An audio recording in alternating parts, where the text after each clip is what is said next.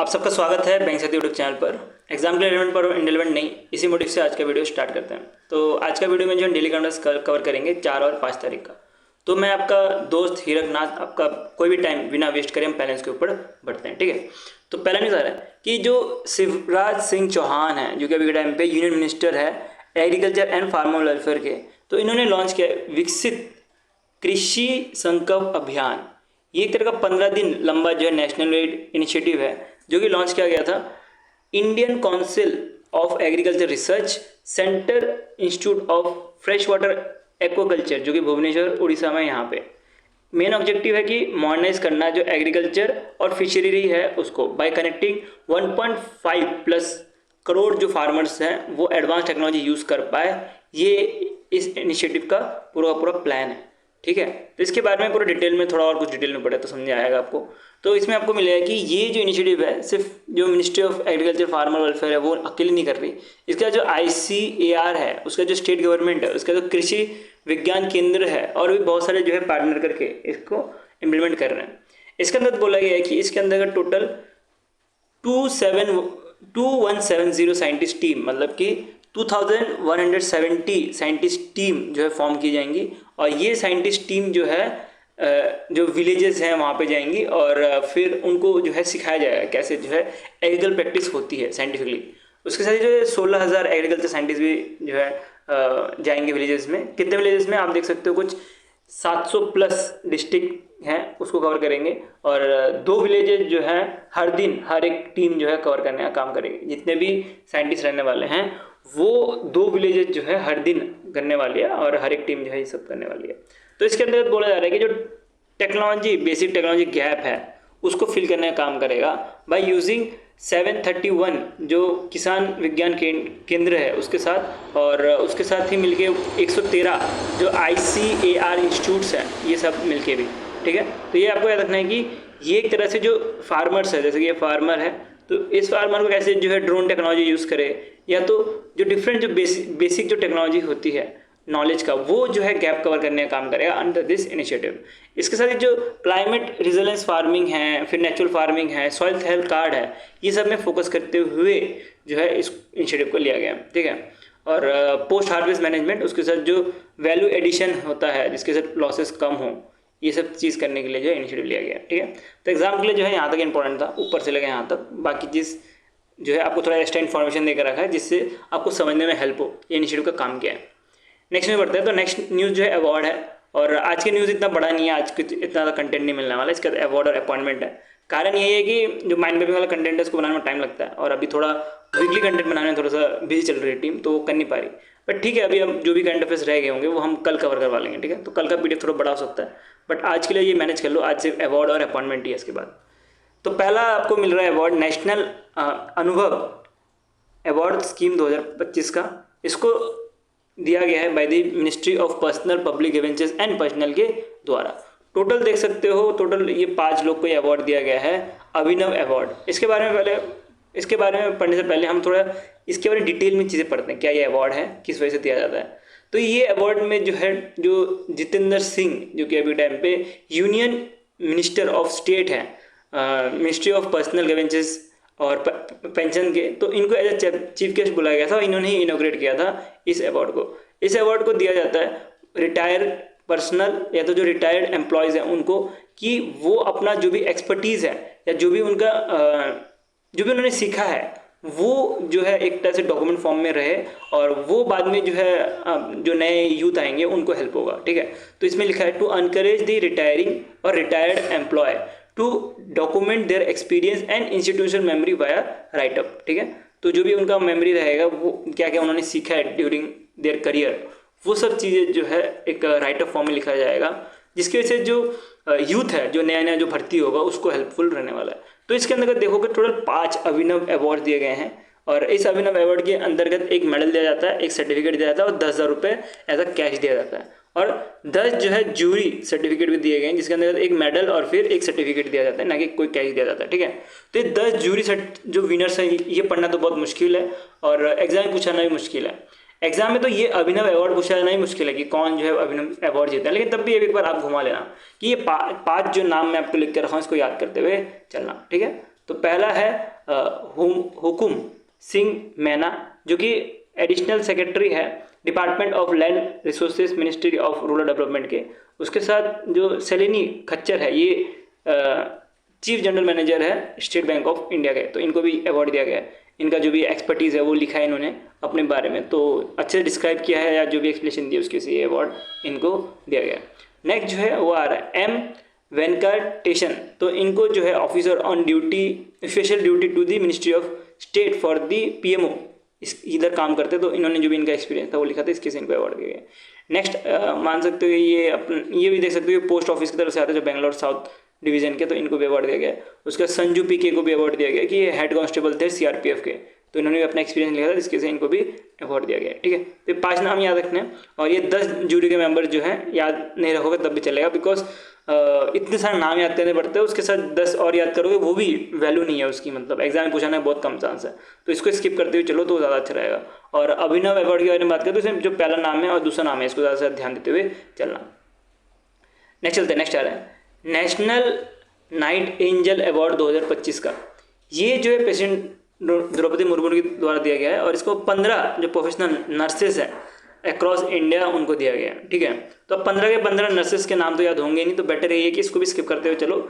इसके अंदर क्या क्या दिया जाएगा, इसके अंदर जो है एक मेडल दिया गया है, उसके साथ जो है सर्टिफिकेट ऑफ मेरिट दिया गया है, और 1 लाख रुपए एज अ कैश दिया गया है। ये चीज़ आपको ध्यान देनी है ये अवार्ड के ऊपर। ठीक है, तो ये अवार्ड किसको दिया जाता है, मेडिकल फील्ड में जो नर्स प्रोफेशनल्स हैं उनको ये अवार्ड दिया जाता है।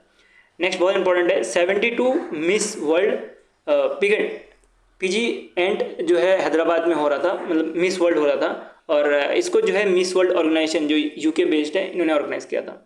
इधर आपको याद रखना है इनका नाम। ठीक है, तो ये थाईलैंड से आती है, इनका नाम याद रखना है आपको। और ये हैदराबाद जो तेलंगाना है, यहाँ पे एग्जैक्ट लोकेशन देखोगे तो हाईटेक जो एग्जीबिशन सेंटर यहाँ पे हो रहा था, और इनको तो पहला प्राइज मिला था मिस वर्ल्ड के तौर पे, दूसरा रनअप देख सकते हो और तीसरा रनअप देख सकते हो। ये थाईलैंड से आती है, और ये पहली थाईलैंड वुमेन है जिन्होंने मिस वर्ल्ड जीता है। ठीक है, तो ये पहले थाईलैंड वुमेन है जिन्होंने मिस वर्ल्ड जीता है, और इसके साथ ही जो है ये सेकेंड साउथ ईस्टर्न एशियन भी है आफ्टर इंडिया के बाद जो है सेकेंड साउथ ईस्टर्न एशिया की तरफ से आती है जिन्होंने मिस वर्ल्ड जीता है। इसमें से आपको एक और नाम याद रखना है, वो है निधिनी गुप्ता। ठीक है, निधिनी गुप्ता जो कि सिर्फ 21 साल की है, और इनका रैंक जो है इंडिया की तरफ से हमें रिप्रेजेंट करती थी, इनका रैंक 8 आया था। ठीक है, तो ये इंडिया एट मिस वर्ल्ड 2025 में इनका रैंक याद रखना है, ये 8th नंबर पे आई थी, और इनका नाम याद रखना है निधिनी गुप्ता जो कि 21 साल की है। ठीक है, ये चीज़ें आपको ध्यान देनी है, एज भी आपको ध्यान देते हुए चलनी है। अब कुछ अपॉइंटमेंट के ऊपर पढ़ते हैं। ठीक है, तो अपॉइंटमेंट बहुत ज़्यादा इंपॉर्टेंट है, इसको हम करते चलते हैं। तो ये अपॉइंटमेंट आ रहा है वीटोल बंगा जो है फॉर्मर 400 मीटर के एथलीट है जो कि पोलैंड से आते हैं। इनको प्रेसिडेंट बनाया गया है वर्ल्ड एंटी डोपिंग एजेंसी का, वाडा। अब वर्ल्ड एंटी डोपिंग एजेंसी का काम क्या रहता है, वाडा का काम क्या रहता है कि कोई डोपिंग ना करे, कोई अपना पता होगा डोपिंग का क्या रहता है कि दवाई लेके जो है स्पोर्ट्स में ना गए हो या गए भी हो तो उनको पकड़ा जाए, तो उसी के लिए जो है वाडा ऑर्गेनाइजेशन काम करती है, और उसके लिए जो प्रेसिडेंट जो है वीटोल को बनाया गया। ठीक है, और नेक्स्ट आपको याद रखना है ये चाइना की तरफ से आती है,